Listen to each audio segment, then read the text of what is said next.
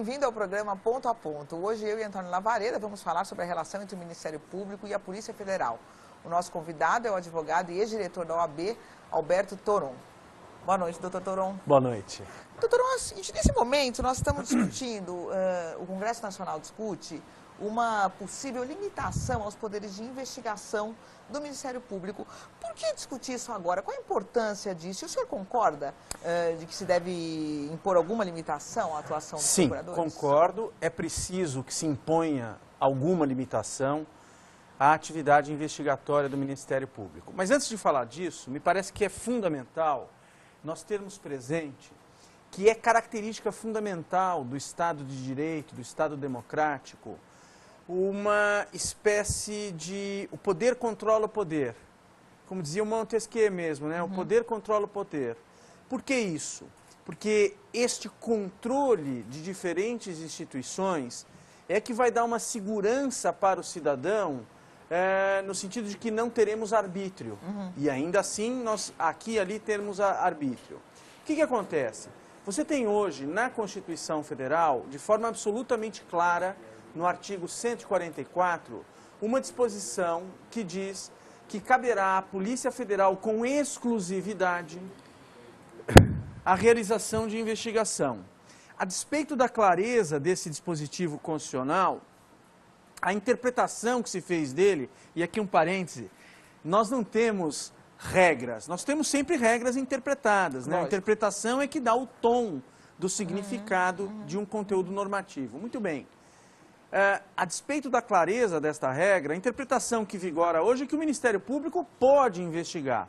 E nós temos então visto abusos por parte do Ministério Público, seja às vezes porque informações por eles coletadas que não interessam à tese acusatória acabam ficando de lado, escondidas, seja às vezes porque lhes dá o poder de denunciar sem controle, de investigar sem controle por parte do judiciário. Então o sujeito começa uma investigação, enquanto ele não tiver que pedir nenhuma medida invasiva, como busca e apreensão, ou então a própria prisão temporária, ou escutas telefônicas, ele fica com aquilo na gaveta dele e você está sendo investigado e não sabe. Ao passo que quando a polícia instaura um procedimento investigatório, ela tem a obrigação de, em 30 dias, levar o procedimento ao judiciário para passar pelo crivo do judiciário. Porque o Estado de Direito não se compraz, não se afina com abusos em matéria do poder de investigação. Resumindo um pouco essa história, o que nós podemos dizer é o seguinte: é importante que nós tenhamos polícia e Ministério Público, porque de alguma maneira um órgão controla o outro. Se a polícia produzir um documento, interesse ele ou não ao Ministério Público, o documento está lá, porque pode interessar ao investigado. Mas eles, no fim das contas, não são investigados pela Justiça, ainda que uma investigação inicial não seja do conhecimento da Justiça, mas quando ela vai tomando corpo, acaba sendo quem vai dar a palavra final é a Justiça, afinal de contas. O Ministério Público não tem o poder de condenar. Então, isso, quando vai para a Justiça, a defesa vai poder apresentar todas essas provas que eventualmente foram deixadas de lado. Então, o controle, já não existe um controle feito pela Justiça sobre o... Existe, mas é pequeno, porque muitas coisas se passam, às vezes, ao longo de uma investigação, ao largo do Judiciário.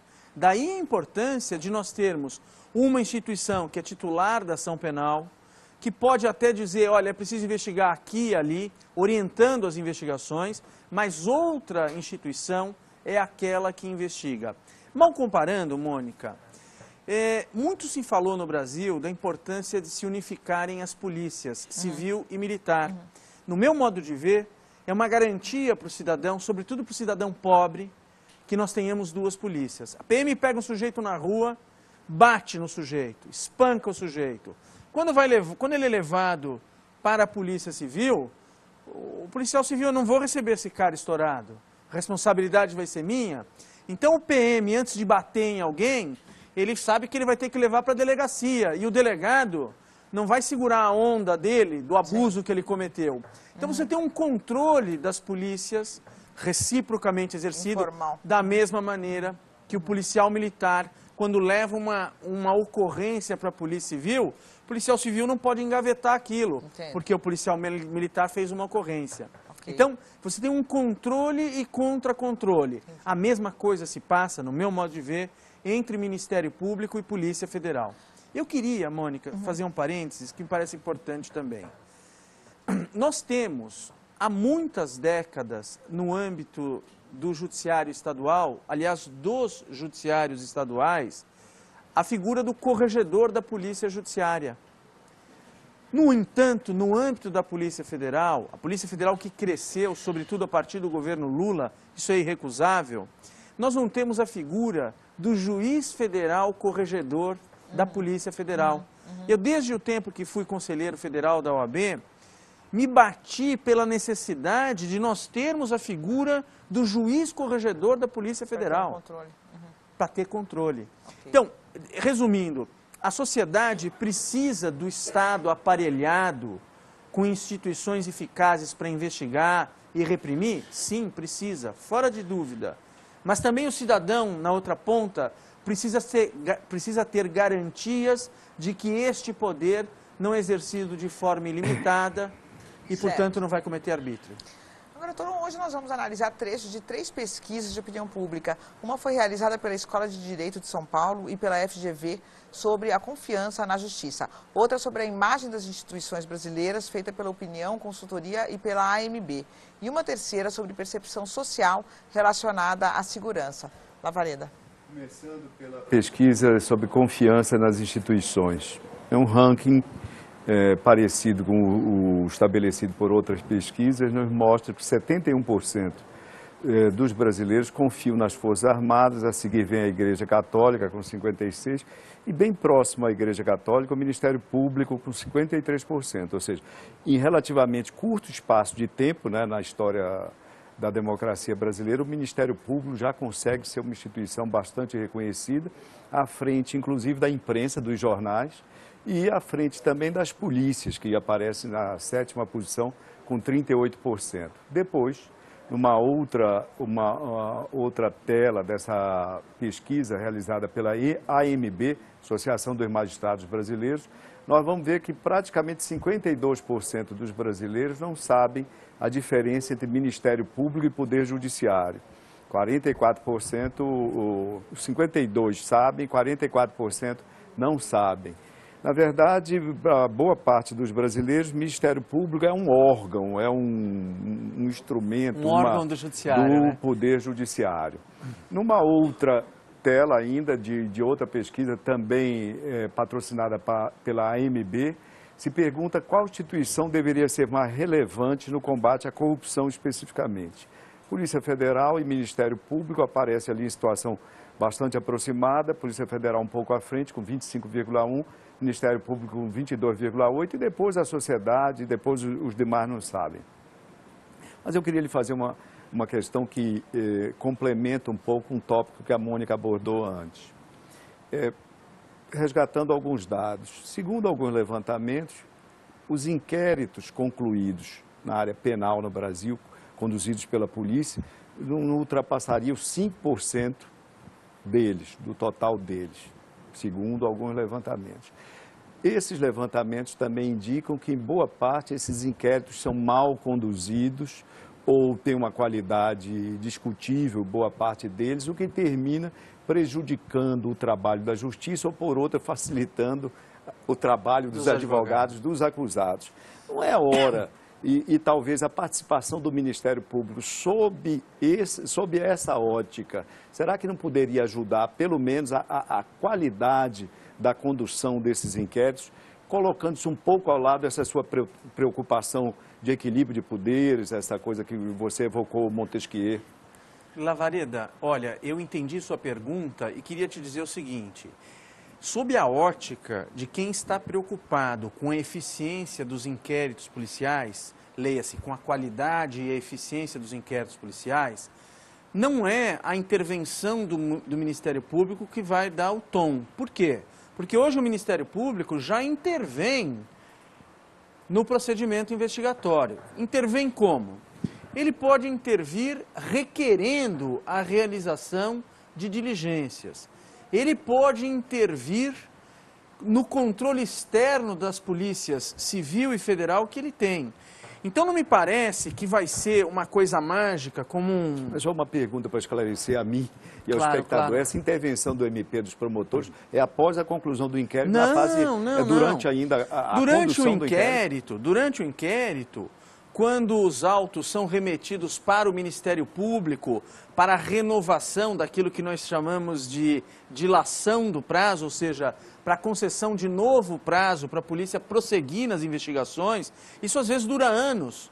Então, a cada mês ou a cada 60 dias, conforme se estipula, a lei fala em 30 dias, os autos são remetidos ao Ministério Público, que vai ver como é que esse inquérito está andando. E se o inquérito está andando mal, ninguém faz nada, o promotor ou o procurador da República podem perfeitamente lançar uma manifestação reclamando providências, dizendo a autoridade não se conduz com adequação. Há, em tese, até uma prevaricação. Então, o Ministério Público já pode fazer isso hoje.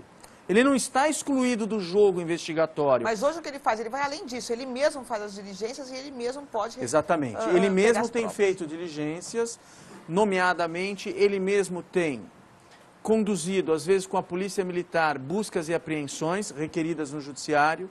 Ele mesmo tem ouvido testemunhas, forma-se aquilo que nós chamamos de procedimento criminal diverso ou procedimento investigatório criminal, que dá no mesmo. Um chama PIC, outro chama PCD, e eles conduzem isso e eles mesmos denunciam. Então você não tem controle de ninguém. Ao passo que, com o inquérito policial, você tem uma outra instituição envolvida. É verdade, sim, alguns inquéritos não vão bem. Se nós pensarmos que do universo da criminalidade nós temos uma enorme cifra negra por quê? Coisas que não chegam ao conhecimento de ninguém, nem da própria polícia. A vítima sofre uma violência e sequer leva a polícia. Meu irmão mesmo ainda teve a fábrica objeto de um furto, de madrugada, foi furtada. Ele só levou ao conhecimento da polícia por meio de um boletim de ocorrência para fins de seguro, porque ele, e nem eu, ele não tem a menor expectativa de que a polícia venha deslindar. Não é só uma questão de baixa credibilidade, são dificuldades mesmo que numa cidade como São Paulo, já com 20 milhões ao todo de habitantes, você tem para desvendar um crime. Mas isso é assim em Nova York, isso é assim em outras grandes cidades. Vá a Paris, você vai ver isso também. Há uma baixa credibilidade, é possível sim melhorar a eficiência da polícia, tem muita gente trabalhando nisso. Nós não podemos negar que desde o governo do presidente Lula, a Polícia Federal cresceu muito, daí o prestígio que ela ganhou entre a população. Cresceu a visibilidade. Cresceu não apenas cresceu em visibilidade, mas pela qualidade dos serviços dela. Nós passamos a ter, a partir do governo Lula, um novo foco de investigações. Gente que nunca fora antes alvo, ou raramente era alvo da investigação policial, passou a ser. Nós tivemos, eu não vou citar nomes, mas pessoas de muita expressão que se sentaram no banco dos réus, que foram presas, e enfim, um trabalho que a Polícia Federal desenvolveu, nem sempre exitosamente, porque aí veio um outro problema, como quem se lambuza indo pela primeira vez ao pote de mel. Apenas dizer o seguinte, que a Polícia Federal acabou indo com muita sede ao pote e praticou inúmeras ilegalidades que redundaram o quê? Na anulação pela justiça daquelas investigações. Então é natural que aos olhos da população acabe passando uma visão, a polícia fez e o judiciário anulou, a polícia prende e o judiciário solta, mas é uma visão equivocada. Então a gente precisa analisar isso com mais cuidado para não ficar num juízo das aparências. A gente vai mostrar agora como a PEC 37 pode mudar a investigação de crimes no Brasil. A reportagem é de Cândido Oliveira. A PEC 37 estabelece que somente as polícias civil e federal podem abrir e conduzir inquéritos. Procuradores e promotores de justiça só entrariam nas investigações quando a denúncia fosse entregue pela polícia com as provas criminais. Hoje, menos de 1% dos crimes cometidos no país são investigados exclusivamente pelo Ministério Público. Delegados de polícia defendem a proposta no Congresso. Esse mistério é da Polícia Civil e a Polícia Civil, de um modo geral, em todo o Brasil, tem investido, de uma maneira muito precisa no laboratório de lavagem de dinheiro, nas ações do enfrentamento à corrupção. Então, acho que o entendimento da PEC, é que está sendo equivocado. A Polícia Civil trabalha pela transparência, a Polícia Civil trabalha pelo combate à corrupção, a Polícia Civil trabalha pelo combate à impunidade. E não tenha dúvida que a Polícia Civil está fazendo o seu papel.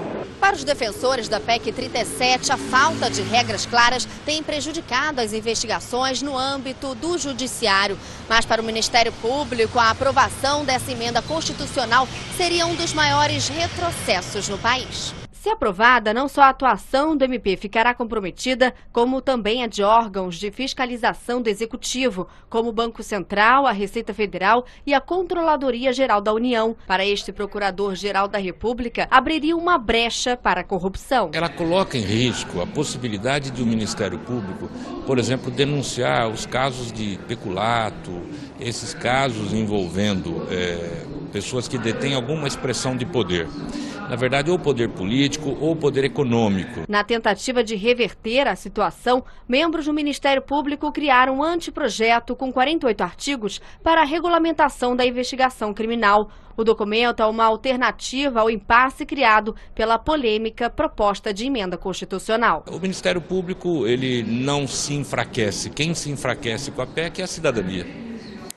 A gente está num momento que alguns, a gente teve o julgamento do mensalão, por exemplo, muitas condenações, o Ministério Público com papel muito atuante.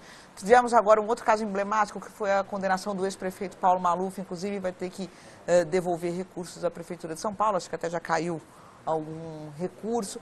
Num momento desse, em que, de alguma forma, há algumas punições para o que a população percebe ser um andar de cima, as pessoas privilegiadas e etc. Num momento desse, essa questão do Ministério Público voltar com toda essa força, não pode parecer algo feito propositadamente para que se iniba esse tipo de punição? Olha, eu penso que não é algo feito propositadamente, porque há muitos anos a própria OAB vem reclamando do exercício do poder investigatório pelo Ministério Público, primeiro, sem base legal, e, em segundo lugar, de forma absolutamente desregrada. Tanto isso é verdade que o Ministério Público, ele mesmo, propõe que se estabeleça um corpo de regras para balizar essa atividade investigatória, porque quem exerce essa atividade investigatória é a polícia. Então veja você o seguinte, nós tivemos casos de poder investigatório que estavam sendo convocadas pessoas para prestar depoimento e o promotor de justiça, o procurador da República, não dava acesso aos autos ao advogado. Então é preciso balizas. É o que o Supremo Tribunal Federal, me parece, com muita prudência, tem dito. Pode investigar excepcionalmente. Aliás, quem disse isso com muito brilho, com muita precisão, foi esse grande jurista nomeado agora pela presidente Dilma para integrar o Supremo Tribunal Federal, que é o Luiz Roberto Barroso. Pode investigar? Sim, excepcionalmente e com regras. Excepcionalmente em que casos Por você exemplo, acha e com que regras? Perfeito. Em primeiro lugar, pode investigar quando tiver, por exemplo, policiais envolvidos em tortura, policiais envolvidos em casos de corrupção e desmandos em geral. Talvez não seja o melhor que a polícia investigue a própria polícia. E aí entra o Ministério Público com um papel... Substituindo a corregedoria.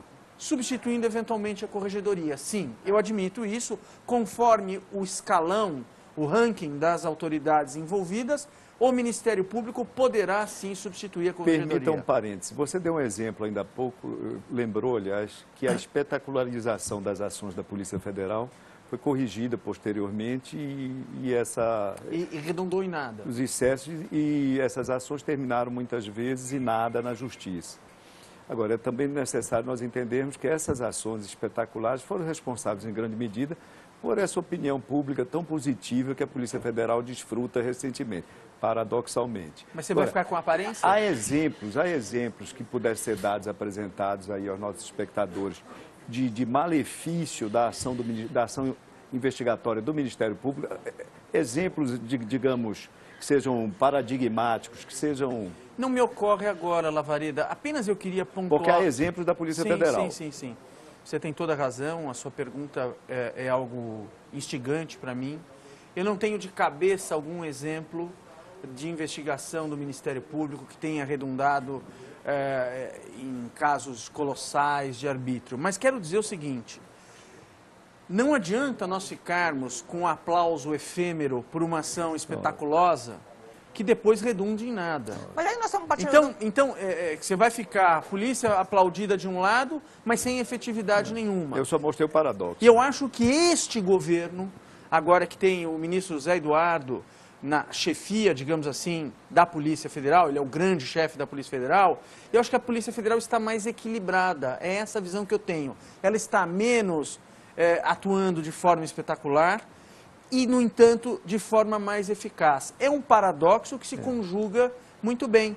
Menos ações espetaculares e mais eficácia. Ações marcadas por menos ilegalidades. Agora, Toron, a gente está partindo do pressuposto aqui, o senhor está partindo do pressuposto de que são erros da polícia e erros do Ministério Público que levam, então, a justiça a anular, como se a justiça também estivesse acima da possibilidade de errar e não está acima da possibilidade de errar.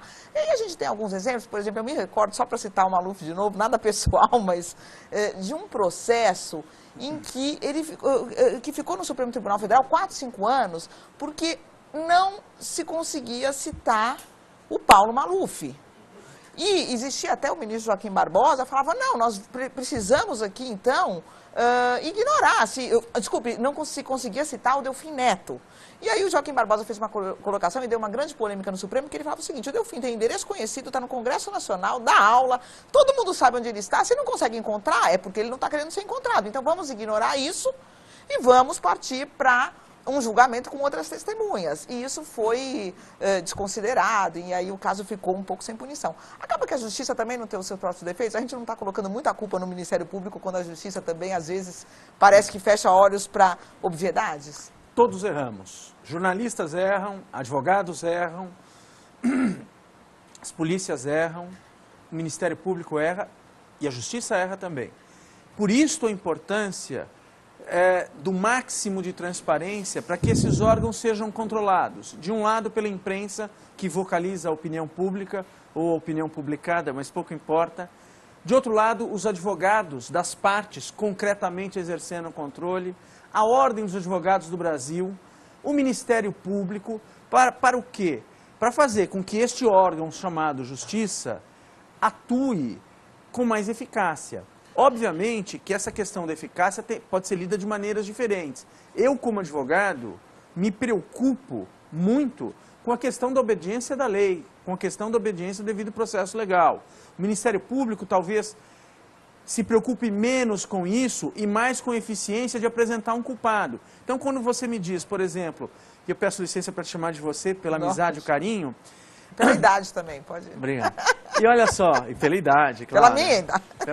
Pela sua idade. Bom, eu queria dizer que essas instituições todas, elas às vezes têm preocupações diferentes, mas o importante é que elas controlem esse jogo da apuração, o jogo exercido no processo apuratório. Por que eu falo em jogo? Porque nós temos regras. E essas regras têm que ser obedecidas. Alguns, me causa assim espanto que um ministro, um juiz da Suprema Corte, diga, não, vamos passar por cima das regras, porque aí nós vamos fazer justiça. Não era bem passar por cima, se eu me expressei mal. Se há 4 anos nós vamos a todos os endereços e aí toca campainha e ele não está, eu estou então, traduzindo isso faz de uma a intimação forma, por hora certa, tem mecanismos para obviar. O que não dá é para ficar 4 anos esperando encontrar o Delfim Neto. Mas também não dá para passar por cima da lei. Então, por isso que a justiça...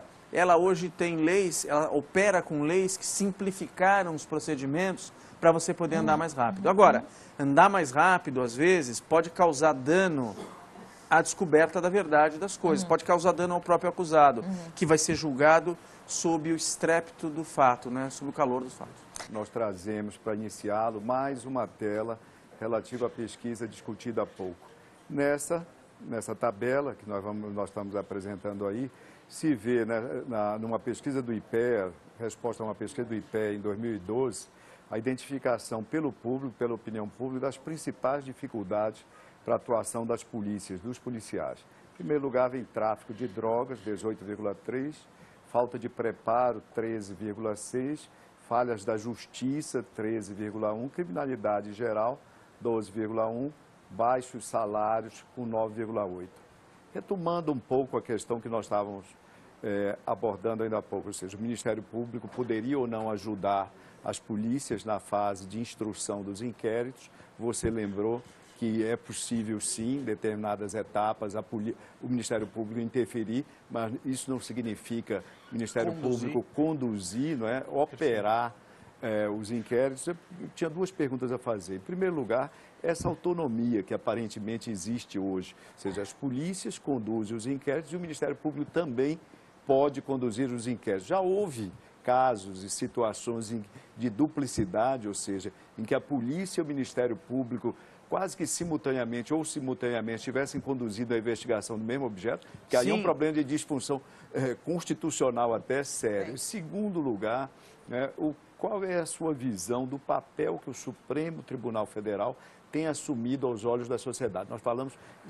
espetacularização da Polícia Federal no passado e queria rapidamente, se você pudesse comentar esse papel do Supremo Tribunal Federal mais recente, sobretudo no julgamento do mensalão, como é que tem aparecido aos olhos da opinião pública e, no seu entendimento, no cumprimento da justiça.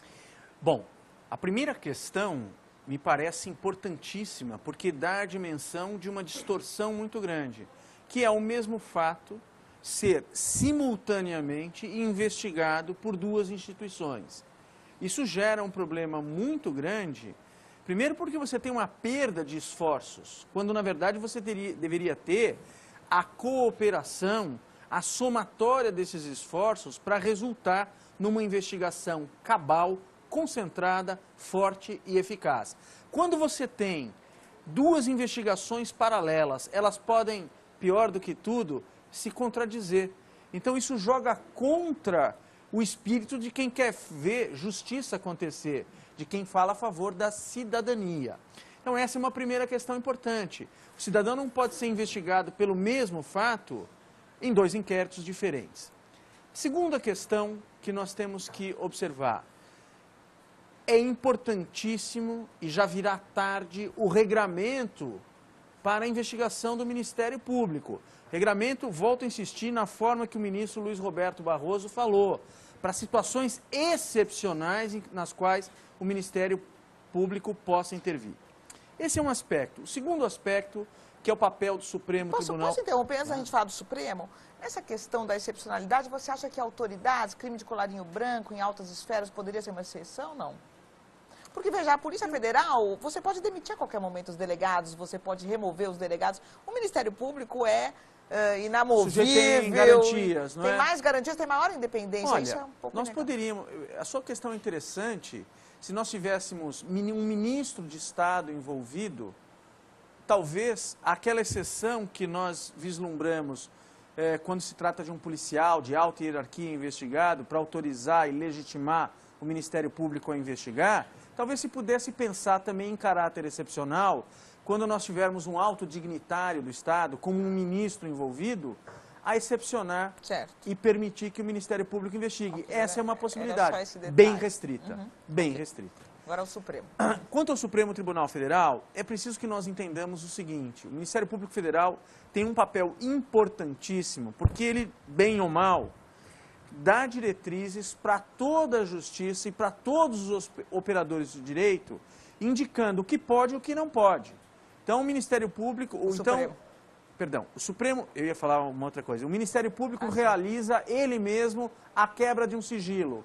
Vem o Supremo Tribunal Federal e diz, olha, você não pode fazer isso.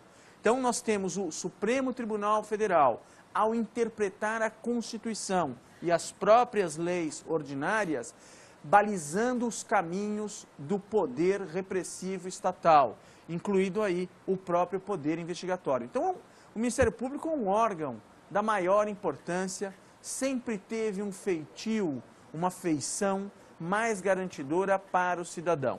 O que aconteceu no mensalão? Você diz o Supremo Tribunal Federal teve essa feição garantidora. Sim, sempre porque teve. você falou Ministério Público. Ah, perdão, olha o ato falho. Então, o Ministério Público é um órgão importante também. Sim, Há pessoas da maior categoria no Ministério Sim, Público. sim. O ministro Celso de Mello veio do Ministério Público. Não nos esquecemos disso. O ministro Gilmar Mendes veio do Ministério Público. São nomes de grande O valor. ministro Joaquim Barbosa veio do Ministério Público. Mas eu estou me referindo apenas aos garantistas. Tá certo. Muito bem. Não é o caso do ministro Joaquim Barbosa, desenganadamente, escancaradamente, não é o caso dele. Ele não é um juiz garantista. Certo. Sem nenhum demérito, mas essa é uma avaliação quase que pertencente ao senso comum. Agora, no caso do mensalão, a mim me parece que tem total razão o ministro Luiz Roberto Barroso quando ele afirma que nós tivemos um ponto fora da curva. Porque aqui eu acho que o Supremo Tribunal Federal ele ganhou em popularidade mais por ter condenado do que por ter aplicado o direito com absoluta correção. Então, eu vejo, e eu não posso falar muito porque sou advogado de um dos acusados, nem quero falar muito disso, mas veja você a situação que é eloquente e fala por si só. Enquanto o ministro Joaquim é aplaudido nos lugares em que ele entra, o ministro Lewandowski é vaiado. Então, isso denota o quê? Denota que quem teve uma postura mais garantista ou mais liberal recebe as vaias. Mas na academia recebe aplausos. Quem recebe O aplausos? Lewandowski, ele teve um desagravo na academia. Recebe, sim. claro. Mas a academia representa o quê? Uma esfera pequena do conjunto geral da população.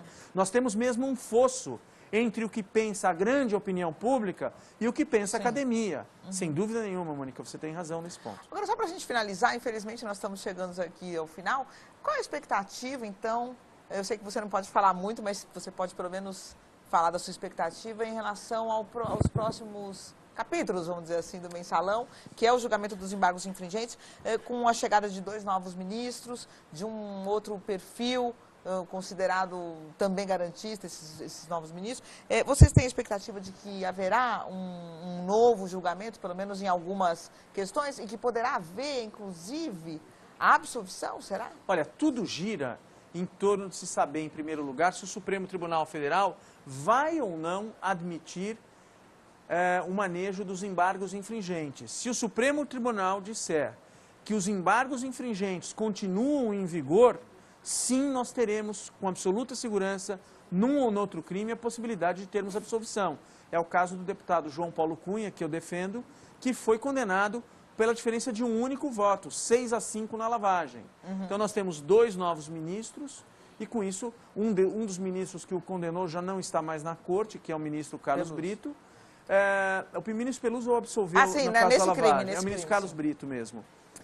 E nós temos 2 novos ministros. Então, eu acredito que se o Supremo Tribunal Federal admitir os embargos infringentes, nós teremos sim a possibilidade de ver outros acusados também absolvidos. E eu espero que isso aconteça, porque nós não temos outro grau de jurisdição, outro tribunal acima. Então é importante que o tribunal, nesses casos em que a condenação foi por escassa maioria, possa rediscutir a matéria. E o cálculo é 2 anos mesmo, como disse o ministro Antônio Dias Toffoli, caso se aceite os embargos? Não sei. Eu tenho visto nesses casos, Mônica, que são casos diferenciados, um timing diferenciado, ou seja, tudo anda mais rápido aqui. Acórdãos que levam muito tempo para serem publicados, como foi o caso do Donadon, não se repetiu isso no mensalão. O acórdão se publicou rapidamente. Então eu acho que não dá para aplicar uma receita geral no caso do mensalão, porque ele tem fugido à regra em muitas coisas. Ok, Torão, então infelizmente nosso programa chegou ao fim. Te agradeço muito a presença aqui. Eu que queria agradecer o convite a vocês dois, dizer que foi um prazer participar e espero que tenha contribuído com alguma coisa. Obrigado, Alberto Torão, por participar do Ponto a Ponto. E para assistir a todos os nossos programas, você deve acessar o site www.bandnewstv.com.br. Na seção colunistas, você encontra os links. Muito obrigado pela audiência. Para falar com a gente, mande um e-mail para pontoaponto@band.com.br. E você pode entrar em contato também pelo Twitter, @pontoapontonews. Muito obrigada pela companhia e até o próximo programa.